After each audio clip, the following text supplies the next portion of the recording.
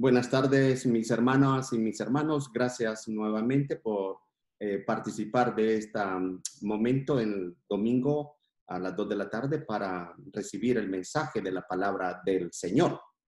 Hoy es un domingo muy especial porque según el calendario litúrgico, este día celebramos el día de Pentecostés como el día en que se derramó el Espíritu Santo sobre sus discípulos, y de esto vamos a estar hablando dentro de unos minutos. Pero antes que todo, quisiera hacer algunos anuncios.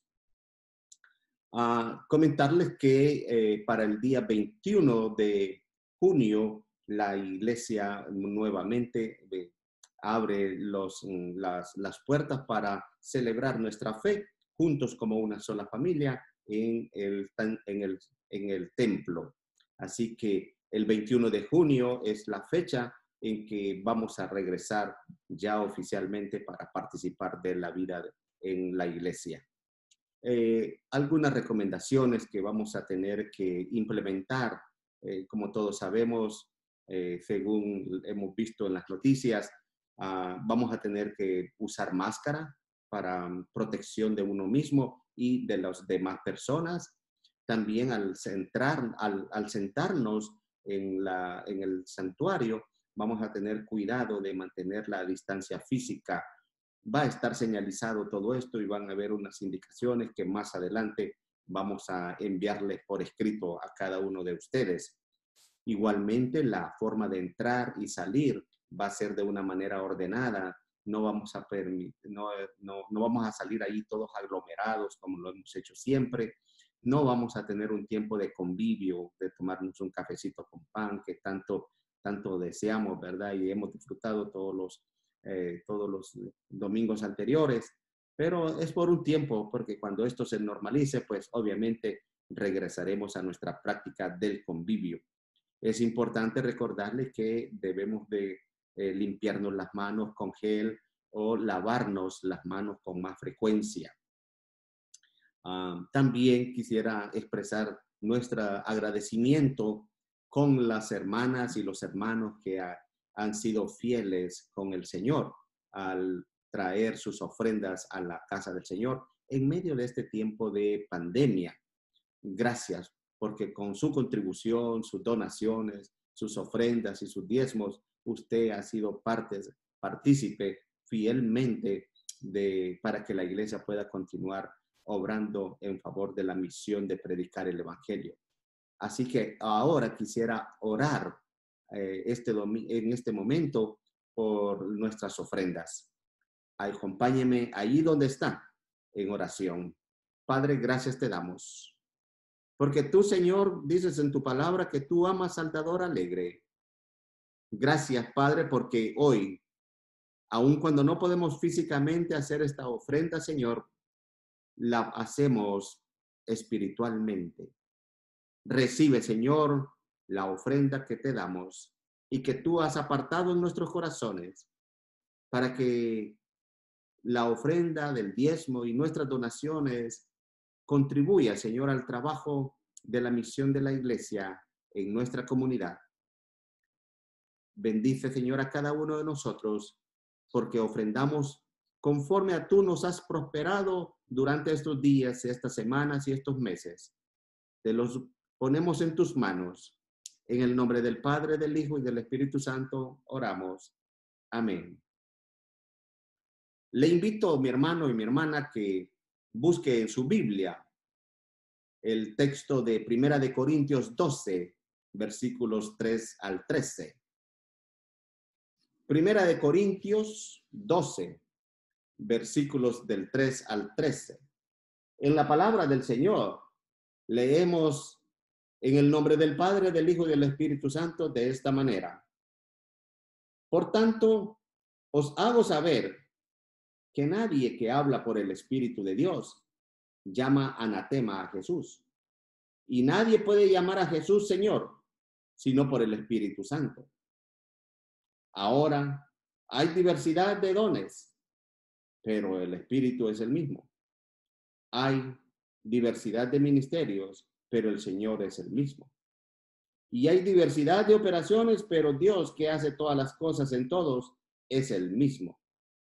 A cada uno le es dada la manifestación del Espíritu, porque a este le ha dado el Espíritu palabra de sabiduría, a otro palabra de ciencia según el mismo Espíritu, a otro fe por el mismo Espíritu, y a otros dones de sanidad por el mismo Espíritu, y a otro el hacer milagros, y a otro profecía, a otro discernimiento de espíritus, a otros diversos géneros de lenguas, y a otro interpretación de lenguas. Pero a todos estas cosas las hace uno y el mismo Espíritu, repartiendo a cada uno en particular como Él quiere. Porque así como el cuerpo es uno y tiene muchos miembros, pero todos los miembros del cuerpo, siendo muchos, son un solo cuerpo, así también Cristo. Porque por un solo Espíritu fuimos todos bautizados en un cuerpo, seamos judíos, griegos, esclavos o libres. A todos se nos dio a beber de un mismo Espíritu. Oramos. Ven, Espíritu Santo, y llena el corazón de tus fieles para que al escuchar este mensaje, nuestras vidas, Señor, sean transformadas por medio de tu palabra. Te lo suplico en el nombre del Padre, del Hijo y del Espíritu Santo. Amén. Una de las cosas que usted y yo recordará, ya lo hemos hablado en algunas reuniones de estudios bíblicos y de escuela dominical, y es que la Iglesia Metodista Unida es una de las iglesias cuya doctrina se fundamenta en la experiencia de Juan Wesley. Juan Wesley es el fundador del movimiento metodista o el movimiento wesleyano. Él vivió entre los años de 1703 a 1791.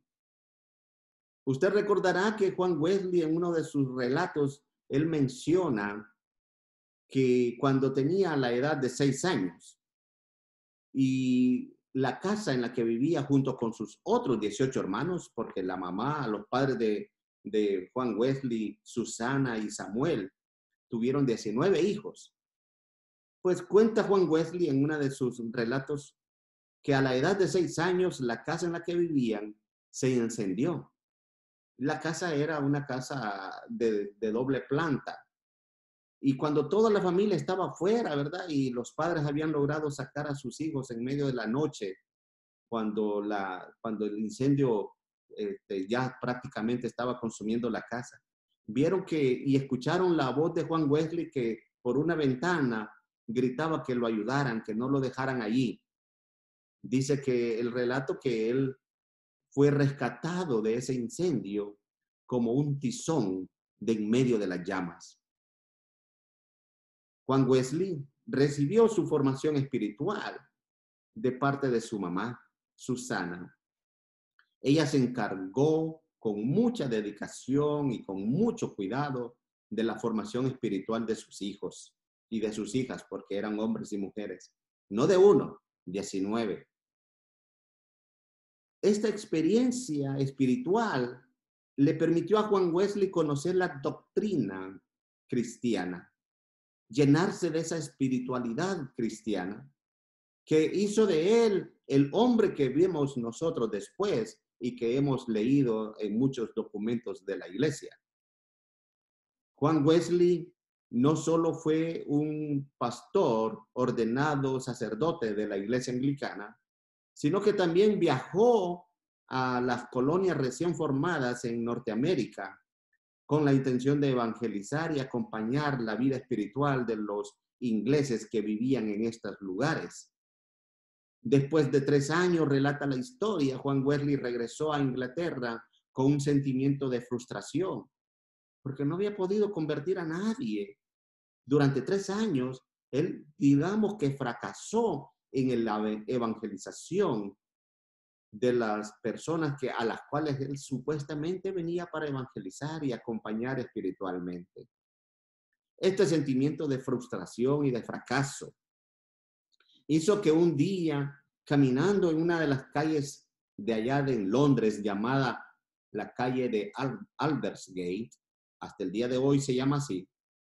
Dice que pasaba frente a un lugar donde había una reunión de cristianos y de mala gana dice que dijo, voy a entrar a este lugar, como digamos ahora, voy a entrar a esta iglesia. Y cuando llegó allí, había una persona que estaba explicando la palabra del Señor en el libro de los Romanos. Explica el texto que en ese momento, de una manera misteriosa, de una manera sobrenatural, Juan Wesley sintió en su corazón algo extraño. Juan Wesley sintió que en su corazón ardía. Y a esa experiencia misteriosa y extraña, sobrenatural, Juan Wesley la relata después como el momento de su conversión. Relata ese momento porque para Juan Wesley la conversión no es algo que sucede una vez y ya no vuelve a suceder. La conversión es un proceso que va cada día más revelándose hasta que el corazón del ser humano se conforma al corazón de Cristo. Y cuenta Juan Wesley que a partir de esa experiencia, su vida fue transformada y su vida cambió para siempre, a tal grado que nunca más se dio la experiencia que había vivido en las colonias que vino a visitar en Norteamérica, específicamente la colonia de Georgia.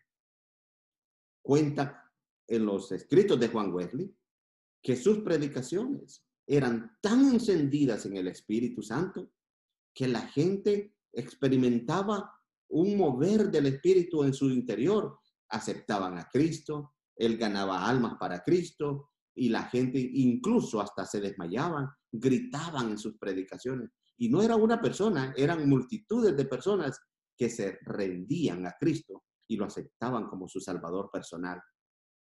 Esta experiencia de predicación llevó a Juan Wesley a predicar afuera del templo, lo que él le llamaba la predicación al aire libre. Imagínese usted que varios años después, él afirma que para qué tener un templo si el mundo para él es su parroquia. De esta manera es que nosotros vemos que lo que pasó con Juan Wesley ya había sucedido en la iglesia antigua, en la iglesia apostólica, con los discípulos de Jesús. Ellos que habían recibido la promesa de Jesús antes de ascender al cielo, que les dijo cuando sopló sobre ellos y les dijo, reciban el Espíritu Santo. Los discípulos ven cómo Jesús cumple su promesa, porque en el libro de los Hechos se relata con más detalle la forma en que sucedió este evento de la venida del Espíritu Santo en la vida de la iglesia. En ese momento dice que como lenguas de fuego cubrían la cabeza de todos los discípulos que estaban reunidos en el aposento alto. Lo maravilloso de la unción del Espíritu Santo que los discípulos recibieron fue que también a partir de ese momento ellos tuvieron una transformación, una conversión. No que no conocían a Cristo, claro que sí, pero sus vidas fueron transformadas para siempre. De tal manera que aquellos hombres que estaban encerrados por una cuarentena, voluntaria o no, pero que estaban llenos de miedo, a partir de esa unción del Espíritu Santo, sus vidas fueron cambiadas y ahora eran hombres y mujeres de valor, hombres y mujeres de coraje. Y a partir de ese momento salieron al mundo a predicar el mensaje de la salvación a todos. Cuenta el libro de Hechos que en ese primer mensaje, más de 3,000 personas se entregaron a Cristo, lo recibieron como su Salvador personal. Esa misma experiencia fue de los discípulos, fue la que tuvo Juan Wesley el día de Aldersgate, cuando su corazón ardía de pasión por predicar el evangelio a todas las multitudes. Hoy, nosotros vemos que el Espíritu Santo es muy importante para la relación que tenemos con Dios Padre y con Dios Hijo. El Espíritu Santo no solo es la tercera persona del Dios Trino en el que creemos, sino que es el Espíritu Santo la promesa cumplida que Cristo nos ha dejado en su palabra. Eso es lo que hemos leído en el libro de Primera de Corintios, capítulo 12, que el Espíritu Santo llegó a la vida de los apóstoles o discípulos para mostrarle a ellos varias cosas. Primero, que el Espíritu Santo es importante. ¿Y por qué es importante? Porque el Espíritu Santo es importante porque solamente Él, por medio de Él, podemos llamar a Jesús Señor y Salvador. Lo dice el texto. Solamente por medio del Espíritu Santo es que podemos reconocer a Dios obrando en nuestras vidas. El Espíritu Santo es importante porque Él nos convence de la necesidad de un cambio en nuestras vidas. Muchas veces hemos sentido que la predicación de la palabra del Señor a la persona, sea familia, amigo, conocido, como que no es fructífera, porque la persona se resiste. Sin embargo, es el Espíritu Santo el que lo convence a uno de esa necesidad y de aceptar que Jesús es Dios, el Dios que encarnado en una forma de ser humano, llegó a mi vida y yo puedo abrir mi corazón y recibirlo como mi Salvador personal. Aceptar que Jesús es Dios es una obra del Espíritu Santo. Porque reconocemos que como ser humano, como hombre, Jesús murió en la cruz, pero también resucitó y ascendió al cielo. Y que ese momento de transición de la tierra al cielo se reveló la divinidad de Jesús para toda la humanidad y que está aquí en su palabra. Jesús hace de usted y de mí un discípulo empoderado por el Espíritu Santo. Y el texto dice que este Espíritu Santo nosotros lo hemos recibido desde que fuimos bautizados por un mismo Espíritu. Así que nadie puede decir que no tiene al Espíritu Santo.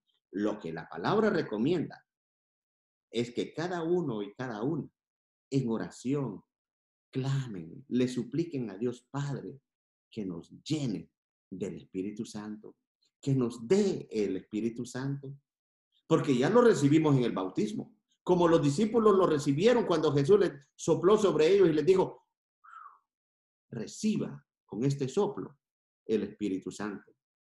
Lo que queda, al igual que la experiencia de Juan Wesley, es ese momento donde en un mensaje, en una predicación, podemos sentir que el Espíritu Santo nos habla a nuestro corazón y nos podemos ver que la palabra del Señor es tan fuerte que nos transforma para siempre y nos hace vivir en santidad. Óigame bien, nos hace vivir en santidad, dedicados al trabajo del evangelio, de la predicación, del servicio a Dios en su reino. Ese momento lo puede usted y yo reafirmar y reconfirmar cuando la palabra dice que somos sellados por el poder del Espíritu Santo. De tal manera que viviendo en la unción del Espíritu Santo, lo que Dios hizo en la vida de los discípulos, lo que Dios hizo en la vida de Juan Wesley, lo que Dios está haciendo también en la vida de usted y de nosotros. Dios es un Dios que nos ha dado ese poder del Espíritu Santo para vivir vidas consagradas a Dios. Eso es la santidad. Vivir vidas consagradas al Evangelio. Vivir vidas transformadas por el poder de su palabra. Esa es la obra del Espíritu Santo que cada día usted y yo somos testigos que va haciendo en usted y en mí cuando el Espíritu Santo nos va convenciendo de vivir vidas diferentes, de dejar la manera anterior de vivir, donde no le importaba a uno hacer el mal o la maldad, donde uno no entendía o no diferenciaba ver si lo que hacía era correcto o incorrecto. Cuando uno llamaba a lo bueno malo y a lo malo bueno. Por eso es una de las señales de los dones espirituales importantes que señala la palabra, como es el don de discernimiento. Porque ahora usted y yo, llenos del poder del Espíritu Santo, que lo recibimos desde el bautismo. Porque usted y yo recordará que fuimos bautizados en el nombre del Padre, del Hijo y del Espíritu Santo. Ese Espíritu Santo nos ha dado dones, nos ha equipado para responderle a Dios y hacer su voluntad. El don espiritual del discernimiento es muy importante para saber diferenciar lo que agrada a Dios y lo que desagrada a Dios.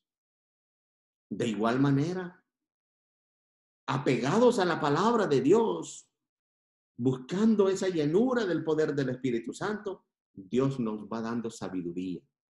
Usted sabe lo que es la sabiduría como don espiritual. Fue lo único que el rey Salomón le pidió a Dios cuando lo hizo rey de Israel. Y Dios le dice, pídeme lo que quieres y eso te lo voy a dar.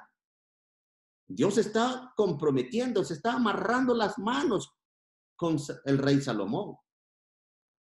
Le podía pedir lo que quiere, no le puso límites. El rey Salomón lo único que le pidió fue sabiduría. Tanto necesitamos usted y yo de esa sabiduría divina. El principio de la sabiduría lo menciona la misma palabra de Dios. Está en el temor a Dios. Igualmente, esta sabiduría de Dios la recibimos por fe. Este es otro don espiritual.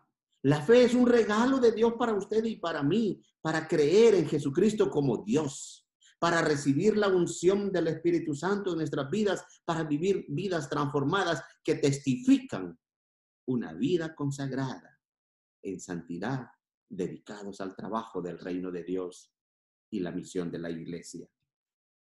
La fe nos hace caminar en medio de la adversidad, en medio de tantas pruebas y dificultades que vamos enfrentando en la vida diaria. La fe nos hace siempre poner en nuestra confianza en Dios. Solo tenemos a Dios para seguir adelante.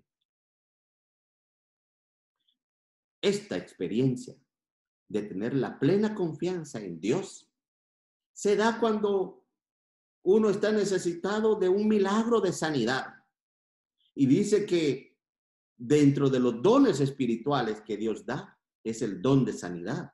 Un don de sanidad que se opera por la fe, tanto de la persona que declara la sanidad en la persona necesitada de esta bendición, como en la persona que está padeciendo de la necesidad de mejor salud. Así que el don de sanidad es algo que se opera cuando uno reconoce la importancia del Espíritu Santo para traer esa palabra de esperanza que restaura esa sanidad. Y la sanidad no solo es física.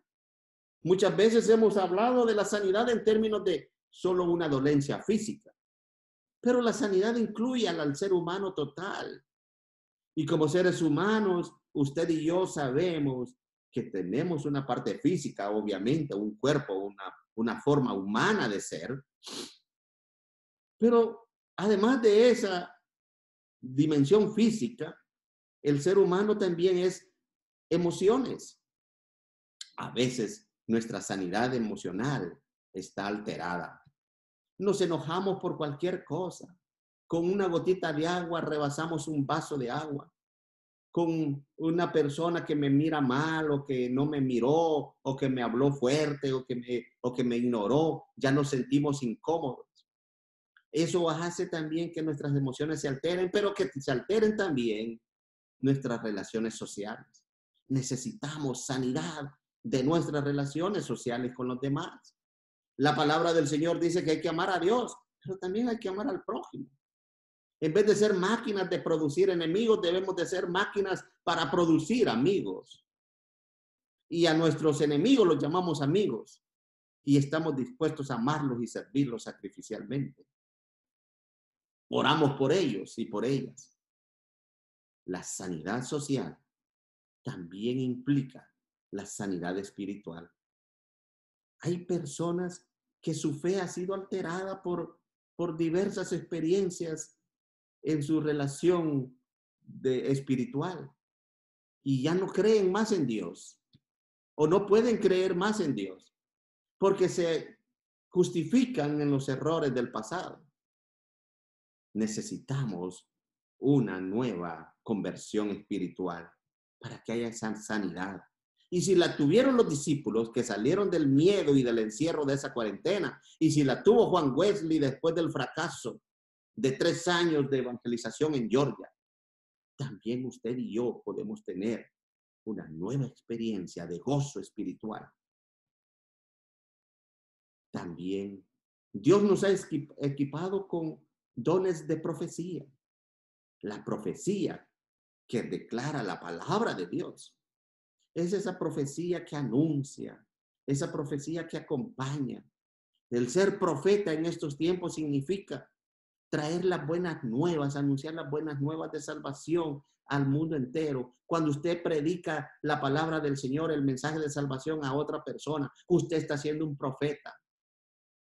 Cuando usted declara que está dispuesto a acompañar como mentora espiritual a sus hijos en ese crecimiento espiritual, como lo hizo Susana, la madre de Juan Wesley, y los otros 18 hijos que tuvo, además de Juan Wesley, que ella se esmeró y se sacrificó y se esforzó para que sus hijos conocieran la doctrina cristiana, reconocieran la divinidad de Jesucristo. Esa mujer estaba ungida por el Espíritu Santo. De igual manera, la profecía nos habla, el ser profetas nos habla de nunca apartarnos de la palabra del Señor. A manera de conclusión,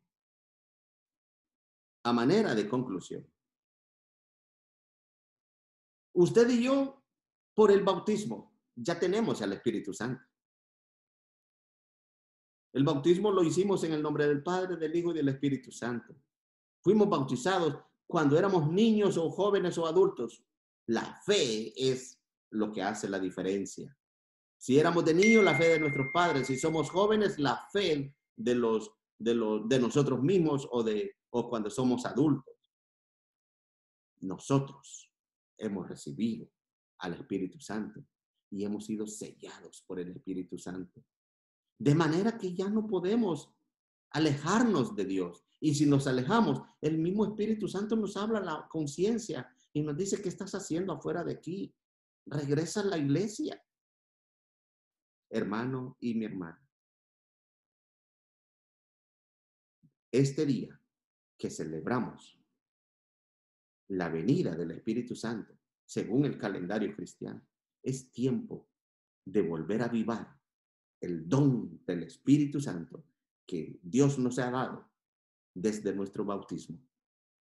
Me gustaría terminar con esta oración. Señor Jesús, gracias por morir en la cruz por mis pecados. Sé que tú pagaste el precio más alto al dar tu vida por nosotros, los pecadores.